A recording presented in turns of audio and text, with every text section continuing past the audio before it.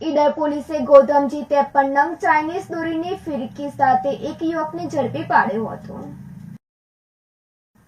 આગામી ઉત્તરાયણના દિવસને લઈ ચાઇનીઝ દોરીઓ, ફિરકીઓ, તુક્કલો વેચવા સરકારે પ્રતિબંધ જાહેર કરેલ છે। ત્યારે ઈડરના ગોધમજી ગામેથી એક યુવકને 53 ચાઇનીઝ ફિરકી સાથે ઈડર પોલીસે ઝડપી પાડી કાયદેસરની કાર્યવાહી હાથ ધરી હતી। મકર સંક્રાંતિને થોડાક દિવસો આડે છે ત્યારે કેટલાક લોભિયાઓ લોકોના જીવ જોખમમાં મૂકી પ્રતિબંધિત ચાઇનીઝ દોરીનો વેપલો કરતા હોય છે। ત્યારે ગત તારીખ 28ના શનિવારના રોજ ઈડર પોલીસને બાતમી મળી હતી કે ઈડરના ગોધમજી ગામે એક યુવક ચાઇનીઝ દોરી વેચી રહ્યો છે। જે બાતમીના આધારે પોલીસ દ્વારા ગોધમજી ગામે જઈ તપાસ હાથ ધરતા 53 નંગ ચાઇનીઝ દોરી સાથે ₹10,600ના મુદ્દામાલ સાથે એક યુવક ઝડપાયો હતો। પોલીસ દ્વારા 53 નંગ ચાઇનીઝ દોરી સાથે એક યુવકને ઈડર પોલીસ મથકે લાવી કાયદેસરની કાર્યવાહી હાથ ધરવામાં આવી હતી।